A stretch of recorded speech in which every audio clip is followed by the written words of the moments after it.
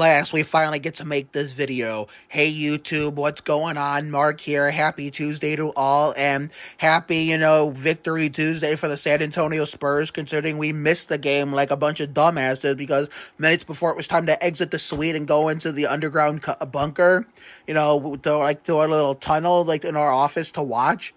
We ended up falling asleep like a son of a bitch, and ended up missing what was a really great game by Wemby, a hell of a game by the Spurs, and an epic win by the Silver and Black. And well, I'm disappointed I missed it. I look forward to trying it again against tomorrow against the Washington Wizards. I mean, the Kings was last night, but we fell asleep.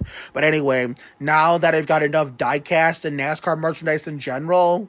Well, it's more diecast more than anything else. The only non-diecast thing is that, but we'll describe the shirt last. Now we can do this NASCAR haul that I've been waiting to do for the longest time, and this is dedicated to Above the Yellow Line, known as Taylor Kitchen. As I promised her, I would tag her in this diecast haul, or NASCAR haul in general. The moment I recorded and upload this. Well, Taylor, here you are. You're welcome. So anyway, without further ado, let's get to the new haul that'll be added to the collection. Where, how many of this? 1, 2, 3, 4, 5, 6. 6 will go on display after this whole thing is recorded. So here, I'll start with what it's been really elusive to me the most of all of this. Austin Dillon, Cars character, Karsten Ace Dillon, considering, they have to make a pun on the actual NASCAR drivers' names in these Cars movies when real-life NASCAR drivers with the past, present, old, new appear in these films. And since, his son's name is Ace and his logo's in Ace on a card,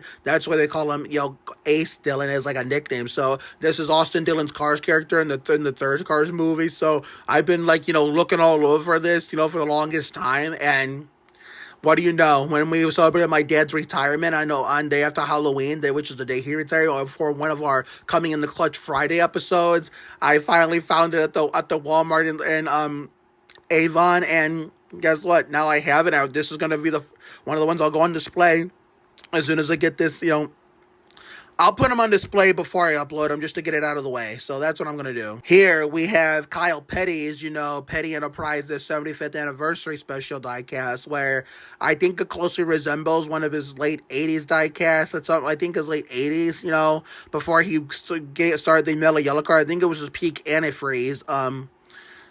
1996 was Coors Light. It was a different shade of this color, but it was like when you had the pink antifreeze color. That's what the scheme is based off of. Nothing more to say, because the Petty celebrated the 75th anniversary of them being involved in the sport of NASCAR. Here we have the Daniel Hemric 2021 championship rail diecast, which is also the race win diecast of that 2021 Boscha Supermarkets 200 on Shelby Stropbeck's birthday. So shout out to Shelby, who's like sister Lindsay. I'm like the best of friends with, as our best friend anniversary was just last month on October 3rd, because let me see how many years. 2018, 19, 2021, 22, 23. We've been best of friends for like 7 years after what happened in the front yard of Daniel, one of my neighborhood best friend and best friend in Daniel Lowe's driveway. Well, Will and Heather were out of town, so I'm not gonna say what it is because I don't want give Lindsay, bad vibes, because that's between her and I to talk about.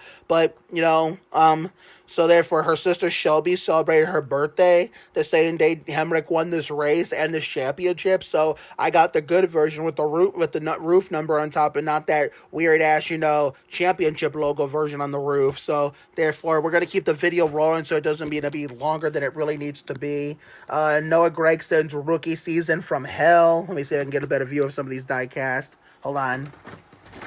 Okay, who cares if those cars, in the back go flying. I'll fix that when this is over. Okay. So here's a better view of both of them. So, oh shit, I'm almost fell back. So that's Noah Gregson's, one of his two main Wendy's paint schemes. I fucking hate Wendy's, and I took the year off from NASCAR in 2023, but this is a good looking paint scheme. I had to get my dad to buy it for me. So this is his 2023 rookie, Wendy's, the beef paint scheme from the rookie season from hell. I do plan to get the other version of this, not the dreaded black one from the Chicago street course. Hell no. I'll never collect that one. I've saw how many times he hit the tire barrier that day while we were at the 4th of July block party in Sandy Ridge, which was probably the best one of all the 3 years we've had it so far. Thanks to the Jerry Springer man, Justin Dana Rogerson. But there's also a 62 Beard Motorsports Wendy's car I plan to get and play, to go with this and the other 42 Wendy's car he ran too. But here's the most important diecast from the modern day set. Hold on. Excuse me. I would say the names of drivers, but not spoiling it for you. This one has to be seen in the daylight. This one holds a value of importance to me. Sorry if my bed looks like a mess. Don't think I'm not a stink. Don't think I'm a slob, because I'm not, even though it may look like it at times. This is Noah Gregson's 2020 for Daytona win from my Todd Bodine 26th birthday before COVID hit in the Napa 300.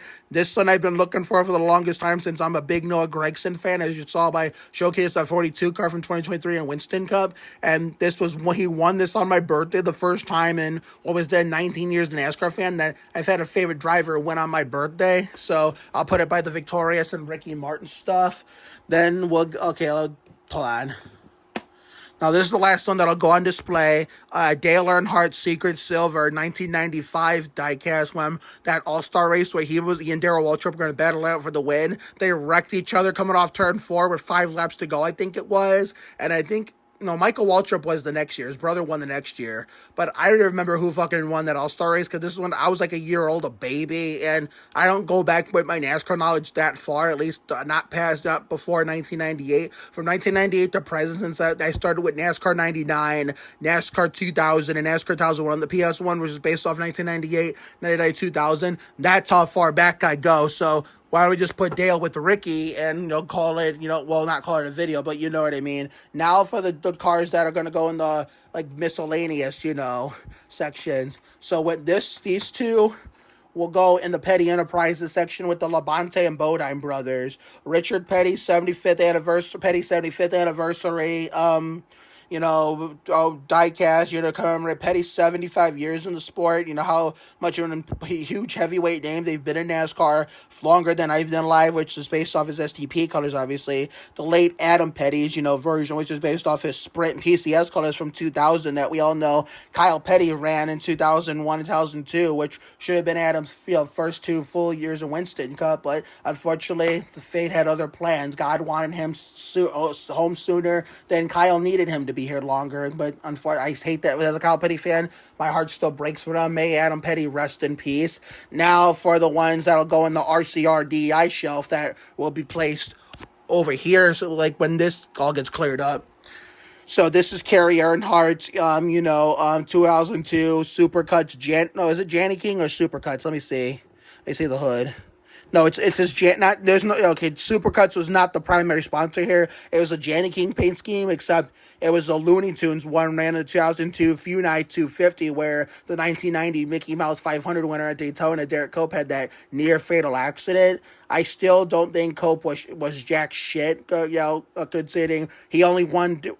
Earnhardt lost a tire. I mean, I obviously, even 8-year-old me did not want him hurt, but Earnhardt loses a tire, and then all of a sudden Derek Cope lucks into that shit, and he's a legend. Hell no, because what the fuck did he do after that, besides winning that additional race at Dover the next year? Jack shit, he did nothing. Trevor Bayne is the modern day version of that, where he lucked into a Daytona 500 win like Cope did, and at least with Cope, he was able to back it up at least once with an extra win the same season. But what the fuck did Bayne do after lucking into that 500 win? Nothing. He didn't do shit the rest of his Winston Cup career. So I am glad he's gone, and that Richard Petty has him, sticking to sweeping the floors and taking out the garbage, which is what he's better off doing than driving a race car. So therefore. But anyway, rants aside, that was ran in the 2002 Funai 250, along with Dale Jr.'s number 8 Looney Tunes car, when it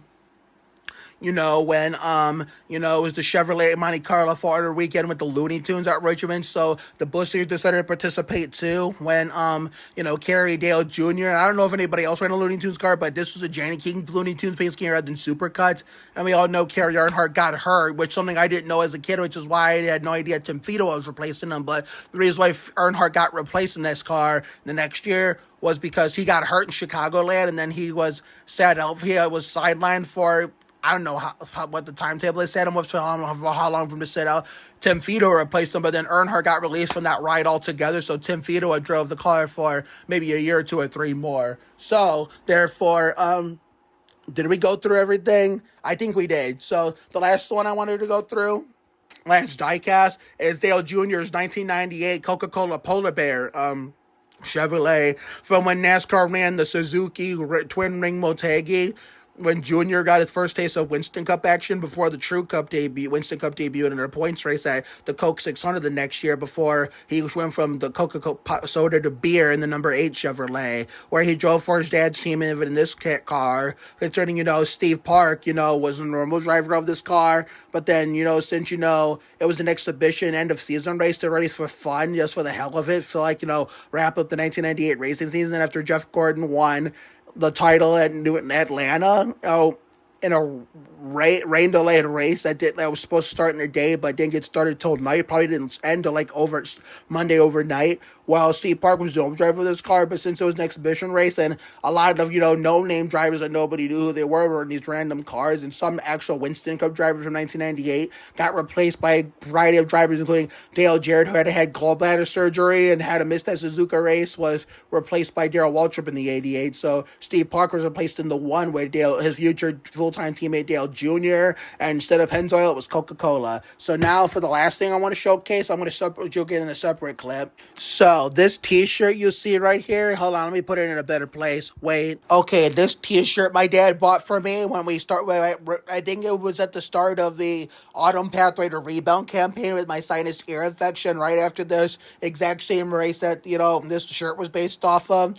This is a Juan Pablo Montoya shirt from his one-off at Watkins Glen with 2311. So, therefore, I figured, since it was available for a limited time, then, this could be part of my Montoya exhibit, or I could just, wear it anytime I want. I haven't figured out what I'm going to do with it, but for now, I'm going to put it in this drawer where all the NASCAR shirts are until I make a final decision what I want to do, whether I want to actually wear it or frame it to put part of my Montoya exhibit, wherever we're going to fucking fit that. So he ran this car as a third 2311 car as a teammates of Bubba and Tyler Reddick for the Sirius Satellite Radio at the Glen, and he had a 50-50 potential actually pulling off an upset win instead of Shane Van Gisbergen, until he broke an axle or had a flat tire or something. I don't know which one is true, but one of the two took him out of contention and took him off the lead lap for losing one lap. He got the free pass to get back on the lead lap, and was back, but was stuck in the back of the pack and never made his way back up, unfortunately.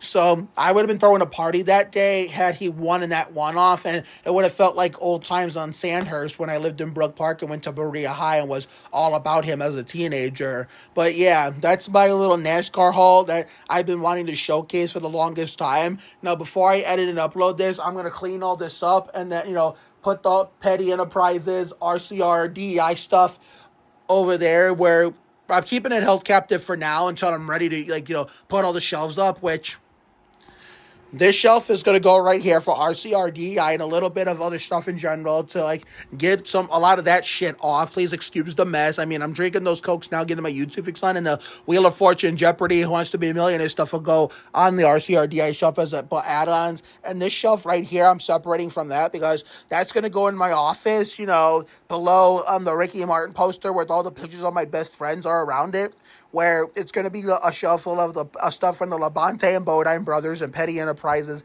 in general. And that does it for this long-awaited haul video that has been a long time coming, but I'm sure it was worth the wait. So tomorrow, we're going to go over the Spurs-Wizards game in San Antonio at SBC Center for another Spurs game review when your San Antonio Spurs take on the Washington Wizards at SBC Center in San Antonio at 8 o'clock p.m. on Fox Southwest with Jacob Toby and Sean Elliott. And let me tell you, Jacob Toby is doing a hell of a job filling Bill Land's shoes. I hope Bill is doing well in his retirement, that he can pull off a miracle and recover from this rare form of blood cancer. So have a good night tonight and a better day tomorrow. Take care, everyone. Good night. See you all for tomorrow's video when we do the Spurs-Wizards, game review, post-game before we go to bed tomorrow night. So see you later, everyone.